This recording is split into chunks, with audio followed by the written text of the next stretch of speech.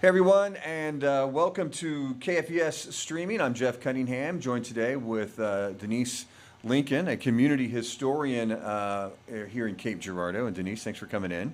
My pleasure. As a historian, self-taught, I think you said, this is a good place to be, right? Cape and the surrounding area has a lot of great history. What attracted you to that kind of stuff? Well, I've enjoyed Cape Girardeau. I'm not born and bred here, but as I began to dig a little deeper into asking the questions, what else happened here?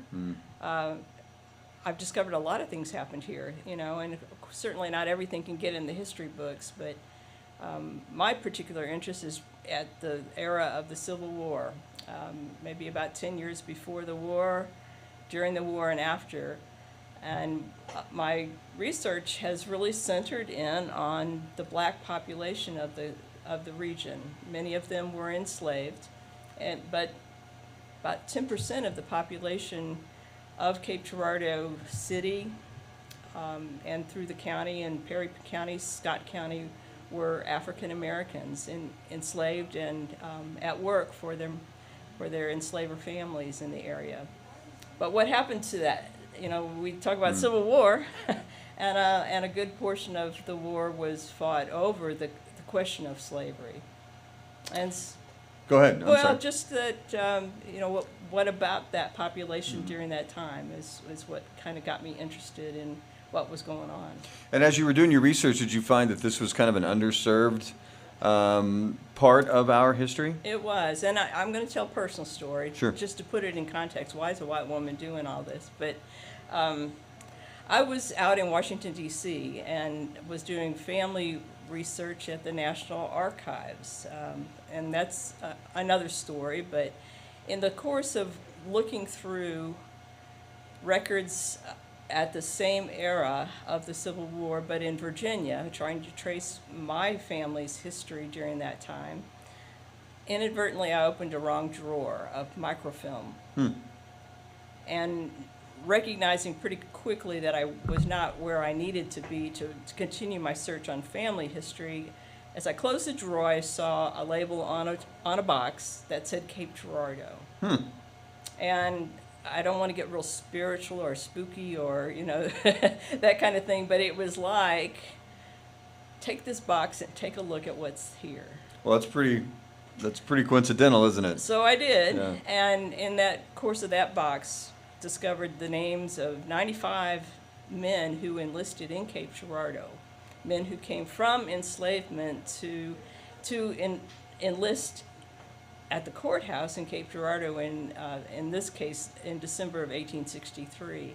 So this box, it just happened to be these. Were there other things in the box as well? Well, it's it's microfilm, and it's all arranged and it's all recorded. And there's certainly I wasn't the first to discover it.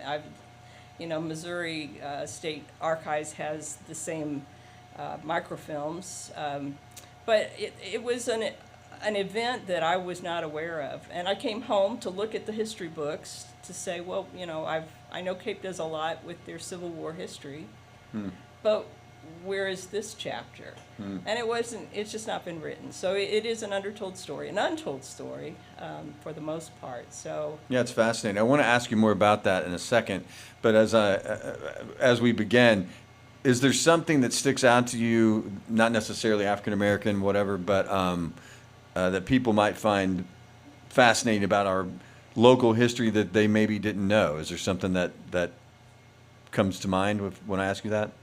Well, I'm sure there's a lot of things that come to mind, all kinds of but things, I don't know if there's one And- particular thing. Well,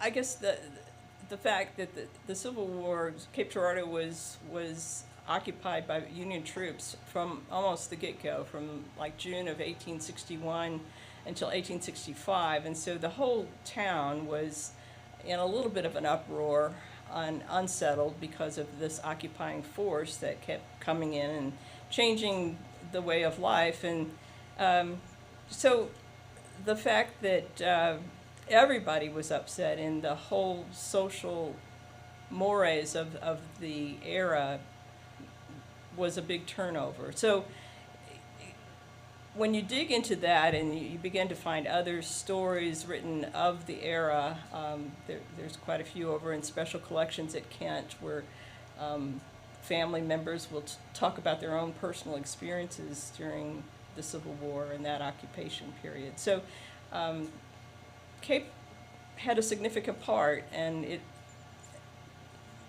the presence of the military certainly put us in a different mindset and outlook for things.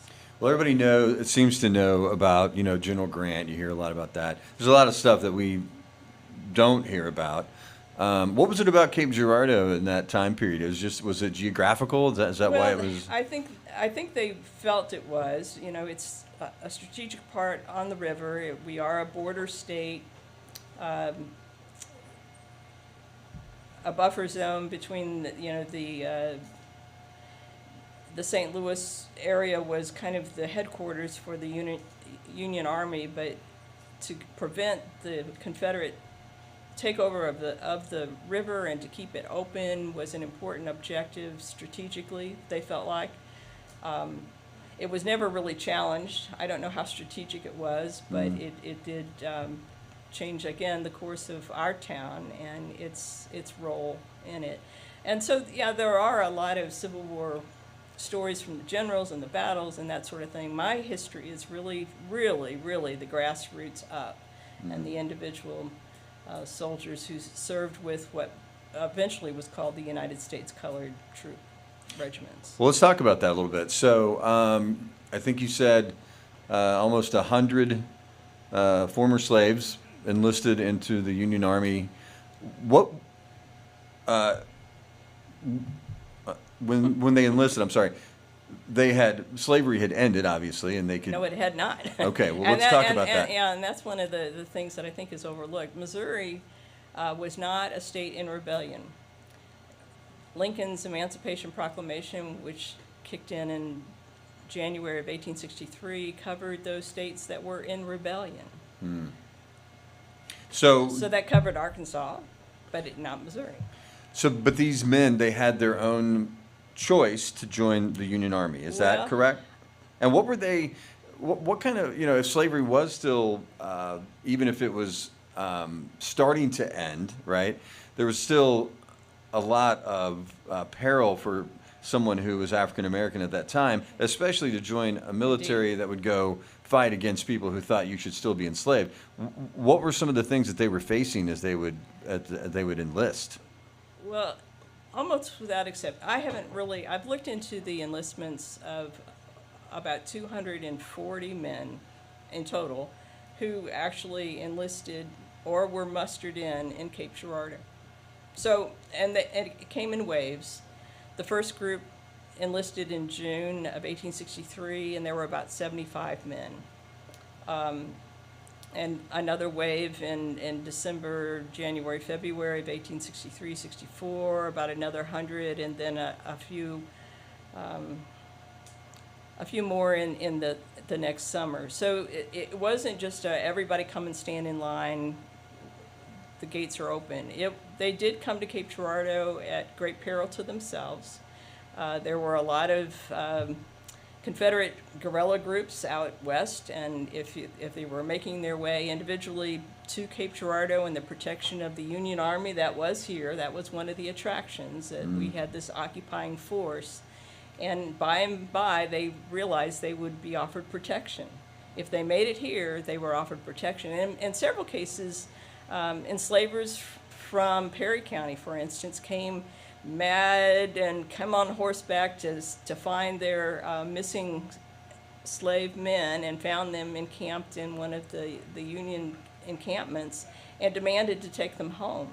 And the officers and the enlisted men stood up and defended them. And they had kind of a on-the-spot tribunal, and everybody gave their testimony, and the men said a lot of the enslavers assumed that the Union was going around and enticing away their enslaved people.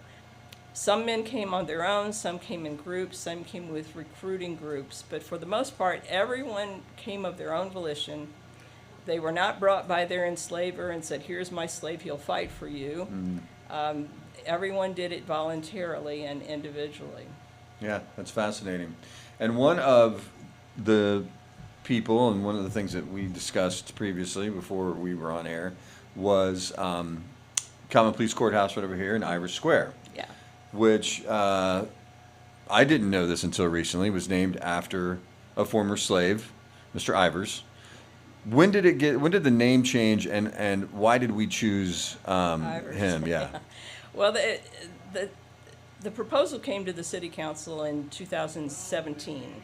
Prior to that, Dr. Stephen Hoffman and Dr. Wayne Bowman, both at the university, had approached me. They had kind of a mission to name something in Cape Girardeau for a local African American. And they were just searching through the eons of history to try to figure out where to land that name. They were aware of my Civil War history research, and so I came proposing 4 or 5 men who I could show through their personal records that they had a footprint in Cape Girardeau. They either worked for or lived in and had a connection to the city, not outlying farms or county presence. And so James Ivers was one of those that came to the top. Another one that was proposed was David Jackson, but his name was Jackson, and so we couldn't name our square Jackson. So Ivers kind of went out for that. But Ivers, And what made him special? well, I think he's special because I can trace his backstory up to the point of enlistment in Cape Girardeau totally. He had been enslaved by a local doctor as a young man, and when that doctor died, he was purchased by an entrepreneur, immigrant, first-time enslaver a man by the name of John Ivers. John's family immigrated from Ireland. John was new in town. He and his brothers and father were in the construction business, but John was a striver. He was trying to become part of Cape Girardeau's elite.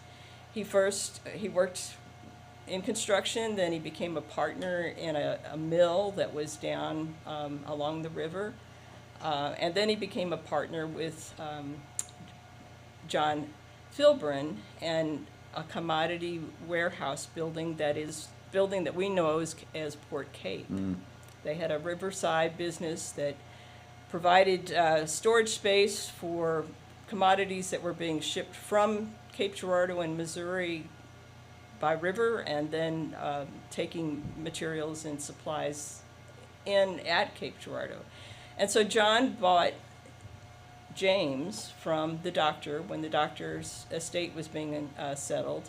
And so James worked for John both at the mill and in this commodity warehouse. So we know that he lived and worked right at the foot of Themis along the river. We also know that John, the enslaver, in time also purchased the woman who was considered James' wife, Harriet, and 3 of their children. It's bringing the family together for the first time ever.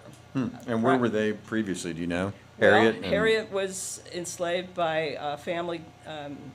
The last name was McLean, and they owned the property that we know as kind of ebb and flow, the Klosterman building. There was a tanyard there, and so Harriet was a cook for the men who tanned hides and made leather goods.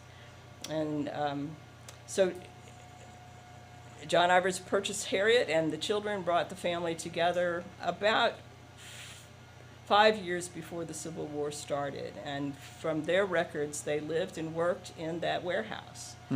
So this may be a dumb question, but you said brought the family together. How did James and Harriet get together if they weren't even in the same, area? Household, right? Yeah. Well, that was the case of most enslaved marriages. Many times they called it an abroad relationship. Harriet was owned by the McLeans, and James first by the doctor, it turns out that Dr. Harris and the McLeans were charter members of the reorganized Presbyterian Church. And so it's a good chance that Harriet and James knew of each other. They lived within blocks of each other, and might have had Sundays off because their owners, their enslavers, worshipped at the Presbyterian Church. So they were forced to live apart. It was a courtesy, perhaps, I guess, a custom that enslaved marriages had privileges. They would have some time off on a Saturday or Sunday to spend together, and so that's how marriage was done in those days. So let's get to Ivor Square, though. So at some, I don't want to run out of time. So at some point, did John Ivors give James his freedom? Or? No, we don't find any evidence of that. And my guess, and it's a guess, you do speculate a bit, but there was a lot of pressure on Filburn and Ivors to give up their warehouse. The Union Army wanted to use their warehouse to store military stores. And so there was getting to be a lot of pressure about whether or not they were going to be able to do that. That was protested. It was rescinded, but I in my mind's eye, I see James in the warehouse hearing all these conversations and seeing all these pressures, and because of where he was, right there in the hub at the riverfront, hearing rumors up and down the river with other stevedores and laborers that worked on the river, he was well aware of what was going on. And then that one day of June 18th, 1863, the first day that black men were enlisted in Cape Girardeau, he was among that group. There were 45 that enlisted that day. So I'm just convinced that he had his ear to the ground. He knew the rumors, he knew what was happening, and saw the opportunity.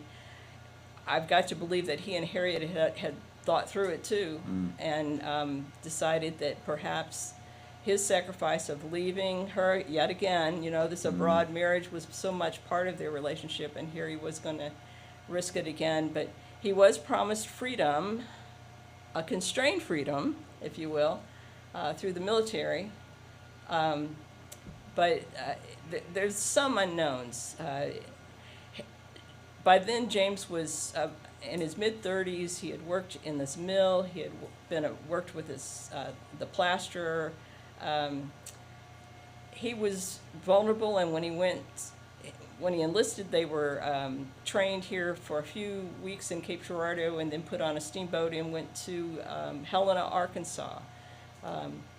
The rest of the men that were enlisted here were part of the 56th United States Colored Troop Infantry in Helena, spent the whole 3 years of enlistment there. But James got sick pretty quickly after he arrived at his duty in Helena, and within 6 weeks had died of consumption. And so it was a long time. There weren't people that came and knocked on your door and gave you bad news if you had a serviceman that died in the Army during the Civil War.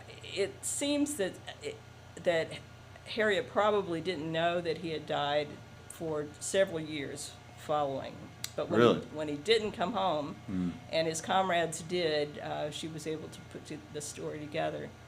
She was able, with the help of John Ivors, her former enslaver, and Margaret McLean, and many others who knew of her situation, to prove her marriage to James, which was a difficult thing to do because there was no official record. No records.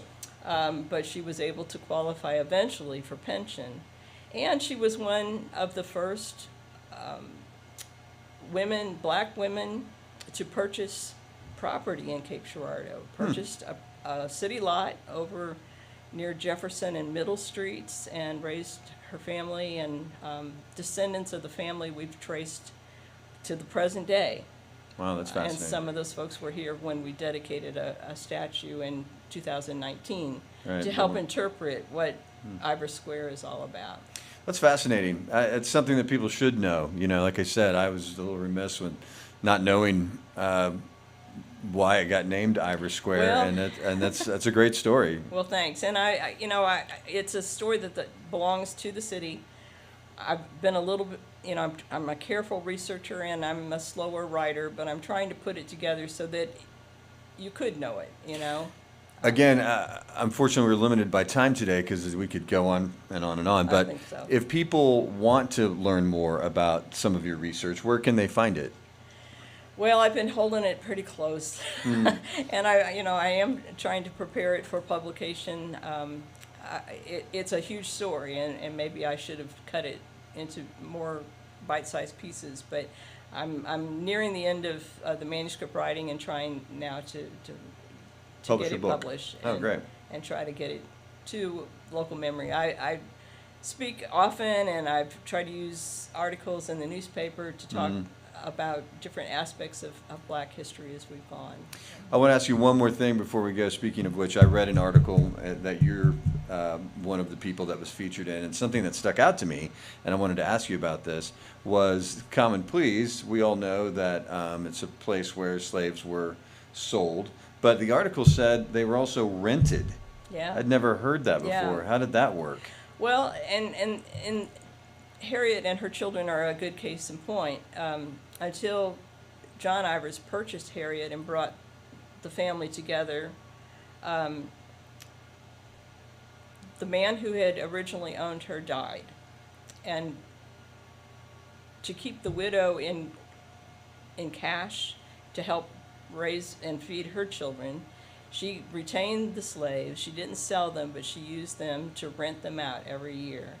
And so it's a very sad part of this story, because annually they would usually get a week off at Christmas after the family is fed and fested at Christmas, and then they would have a week that was generally allowed among the slave community to have reunions and reconnect and to move a little more freely, to maybe get back with separated family members. And then January 1st, and you can go to old newspapers and see advertisements, and one in fact for the administrator for the McLean estate to say these slaves will be available for hire. And so they would go again to the I guess the backyard of the Common Pleas Courthouse. There was a market house there, and that's where those transactions would happen. And so they would go generally for a whole 12 months. They would be taken away, separated, siblings from siblings, mothers and children, to go different ways to serve as hired enslavers, enslaved for the work of enslavers that were by hire. So It really was a dark time in our was. nation's history, It wasn't it? was. And there's so many stories like that. I appreciate you coming in today to talk about it. Let us know when the book gets published. I'd like to have you back.